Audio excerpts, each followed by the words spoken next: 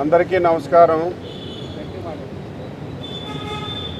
BJP, Telugu Desam, Janasena సమావేశం ఈరోజు ఏర్పాటు చేసుకున్నాం. ఈ సమావేశానికి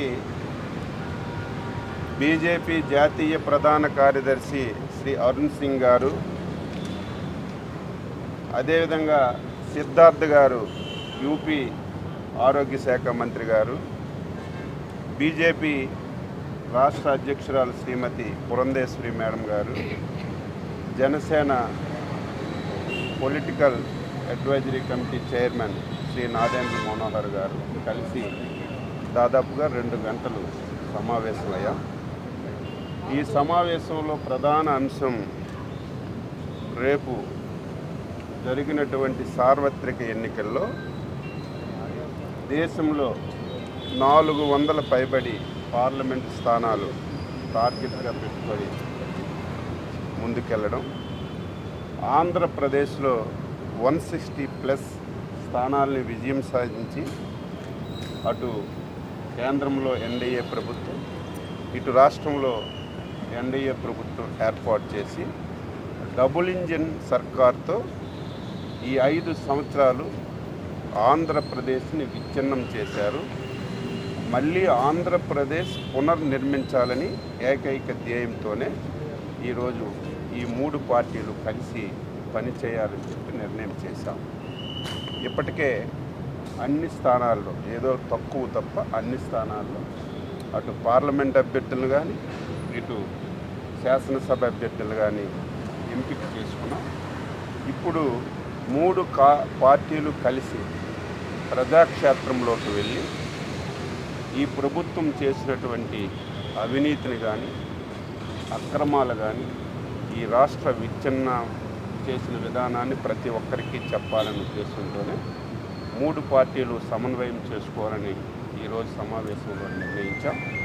అందులో భాగంగా ఏప్రిల్ 4వ తారీఖున 25 పార్లమెంట్లలో పార్లమెంట్ ఉమ్మడి సమావేశాలు పెట్టి ఆ పార్లమెంట్లో ఉన్నటువంటి బీజేపీ ముఖ్యులు, తెలుగుదేశం పార్టీ ముఖ్యులు, జనసేన పార్టీ ముఖ్యులు సమావేశమై ఆ పార్లమెంట్లో ఎన్నికలకి ఏ విధంగా సిద్ధం కావాలి, ఎన్నికల వ్యూహాలు ఏ విధంగా తయారు చేసుకోవాలనేది ఆ సమావేశంలో చర్చించుకొని 3 పార్టీలు కలిసి వెళతాయని చెప్పి సందర్భంగా తెలియజేస్తున్నాను.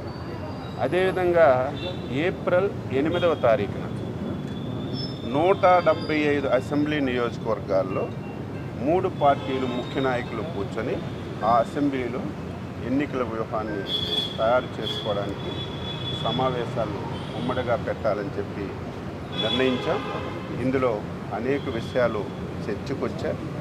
కామన్గా ఏం చేయాలి, రేపు స్లోగన్ ఏం తీసుకోవాలి, కామన్ పాయింట్స్ అన్నీ కూడా డిసైడ్ చేసి ఐకమత్యంగా 3 పార్టీలు ప్రజల దగ్గరికి వెళ్ళి ఎలక్షన్స్ని అన్ని స్థానాలు గెలిచే విధంగా ప్రణాళికలు రూపొందించుకోవాలనేది ఈ సమావేశంలో ప్రధాన అంశం అని చెప్పి తెలియజేస్తూ ఇక నుంచి ఎప్పటికప్పుడు 3 పార్టీలు చర్చించుకొని ఎలక్షన్స్లో ఏ విధంగా ముందుకెళ్తామని చెప్పి ఈ సందర్భంగా తెలియజేస్తున్నాను. పార్లమెంట్ స్థానాల్లోనూ అదేవిధంగా శాసనసభ స్థానాల్లో కూడా సమన్వయపరుచుకునే విధంగా నాయకులందరినీ కూడా ఆహ్వానించుకుని ఈ సమావేశాలు ఏప్రిల్ 4వ తారీఖున అదేవిధంగా ఏప్రిల్ 8వ తారీఖున నిర్వహించాలని అందరం కూడా అంగీకరించాం. అదేవిధంగా రాబోయే రోజుల్లో మేము ప్రచురించాల్సిన కొన్ని కరపత్రాలు కానివ్వండి, ఎటువంటి స్లోగన్స్ అవన్నీ ప్రజల్లోకి తీసుకెళ్లాల్సిన విధి విధానాలని, కొన్ని పాలసీ ఇష్యూస్ని, వీటన్నిటిపైన కూడా చర్చ జరుపుకుని తప్పకుండా ఉమ్మడిగా సమిష్టి పోరాటంతో ఒక అద్భుతమైన విజయం సాధించడం కోసం వ్యూహాలన్నీ కూడా ఈరోజు చర్చించుకున్నాం. తప్పకుండా అచ్చెన్నాయుడు గారు చెప్పినట్టు ఒక మంచి మెజారిటీతోటి ఒక అద్భుతమైన ప్రభుత్వం స్థాపించే విధంగా చంద్రబాబు నాయుడు గారి నాయకత్వం, అదేవిధంగా పవన్ కళ్యాణ్ గారి నాయకత్వం, నరేంద్ర మోడీ గారి నాయకత్వాన్ని మరింత బలపరిచే విధంగా మా అభ్యర్థులందరూ కూడా సిద్ధమవుతారనే ఆశతోటి ముందుకెళ్తున్నాం. విషయాలన్నీ కూడా పెద్దలు ఎర్రన్నాయుడు గారు, అదేవిధంగా సోదరులు నాదెండ్ల మనోహర్ గారు చెప్పడం జరిగింది. చాలా వరకు కూడా అనేక సందర్భాల్లో పొత్తులు పెట్టుకున్నటువంటి నేపథ్యంలో రాజకీయ పార్టీలు పైన నాయకులు కలిసినా కింద కార్యకర్తలు కలవలసినటువంటి ఆవశ్యకత ఖచ్చితంగా ఉంటుంది.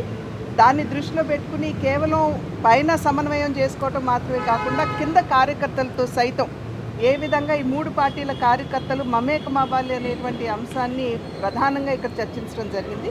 దానిలో భాగంగానే ఇందాక పెద్దలు చెప్పినట్లుగా 4వ తారీఖున అదేవిధంగా 8వ తారీఖున పార్లమెంట్ స్థాయిలోనూ మరియు అసెంబ్లీ స్థాయిలో కూడా సమన్వయ సమావేశాలు నిర్వహించుకోవాలి అని చెప్పి నిర్ణయించడం జరిగింది.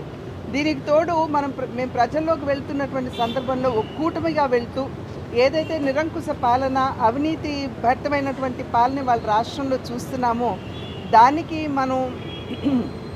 దాన్ని మనం అంతమొందించాలంటే ఒక ఉమ్మడి ప్రణాళికతోటి ప్రజల వద్దకు వెళ్ళాలి. కనుక దాన్ని దృష్టిలో పెట్టుకుని పెద్దలు మనోహర్ గారు చెప్పినట్లుగానే ఒక ఉమ్మడి కరపత్రం కావచ్చు, లేకపోతే కార్యకర్తల్ని ఉత్తేజపరిచే విధంగా ఉమ్మడి కార్యాచరణ వారందరికీ కూడా తెలియజేస్తూ ప్రజల వద్దకు వెళ్ళేటువంటి కార్యక్రమానికి ఇవాళ చర్చ జరిగింది.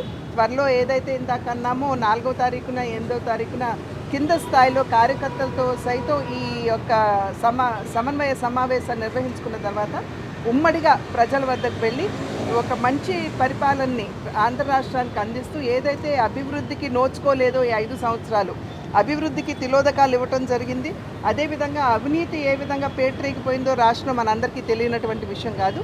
కనుక అటు అవినీతికి అంతమొందిస్తూ అభివృద్ధి ధ్యేయంగా ఈ యొక్క ఒక మంచి ప్రభుత్వాన్ని ఆంధ్ర రాష్ట్రానికి అందివ్వాలి అనేటువంటి ఆలోచనతోటి ఈ కూటమి ప్రజల వద్దకు వెళ్తున్నటువంటి సందర్భంలో ఈ కూటమిని ప్రజలందరూ కూడా ఆశీర్వదిస్తారు అని చెప్పి మేము విశ్వసిస్తున్నాం.